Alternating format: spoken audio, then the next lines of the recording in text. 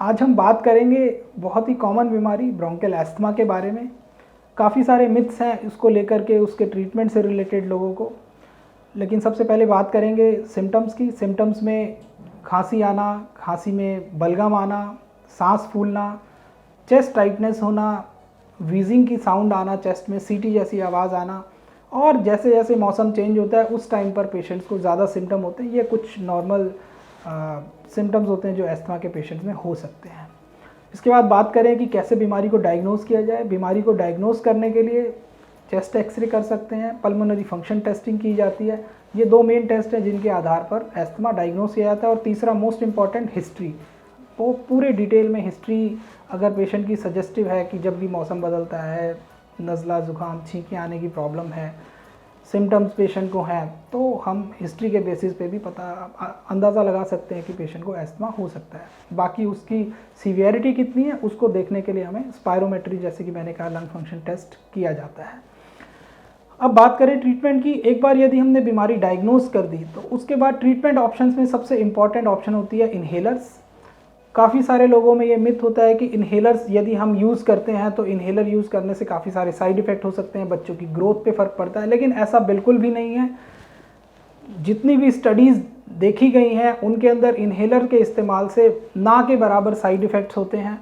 जिन लोगों में जो भी साइड इफ़ेक्ट पाए भी गए हैं वो कुछ साधारण, जैसे ओरल थ्रश होता है, मुंह के अंदर खुश्की ज़्यादा आती है, उसके लिए आप इन्हेलर्स यूज़ करने के बाद कुल्ला कर सकते हैं, गार्गल्स कर सकते हैं, जिनसे बचा जा सकता है। इसके अलावा कुछ साधारण ट्रीटमेंट होते हैं जो कि टैबलेट्स फॉर्म में होते हैं, और कुछ एक्सरसाइजेज होती हैं जो 40 से ऊपर के लोगों में एडवाइस की जाती है। यदि उनको सीवियर एस्थमा है तो वो कुछ एक्सरसाइजेज आप कर सकते हैं।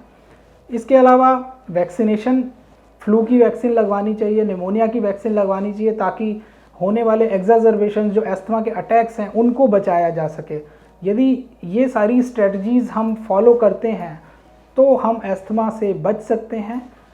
लास्टली एक चीज़ और एस्थमा में सबसे इम्पॉर्टेंट होती है पेशेंट एजुकेशन। पेशेंट को ये बताना कि आप अपने ट्रिगरिंग फैक्टर आइडेंटिफाई कीजिए, जिन जिन चीज़ों से आपको प्रॉब्लम होती है आप उन चीज़ों को आइडेंटिफाई कीजिए और अपनी जो जीवन शैली है उससे उनको हटाते जाइए।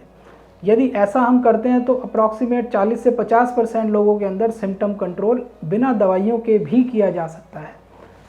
एस्थमा से बचने के लिए ट्रिगरिंग फैक्टर्स को आइडेंटिफाई करना, उनको अपने जीवन से हटाना और रेगुलर दवाओं का सेवन करना, ये इम्पॉर्टेंट कॉर्नरस्टोन है ट्रीटमेंट का। यदि ये सब करते हैं तो आप एस्थमा से मुक्त हो सकते हैं, एस्थमा से बच सकते हैं।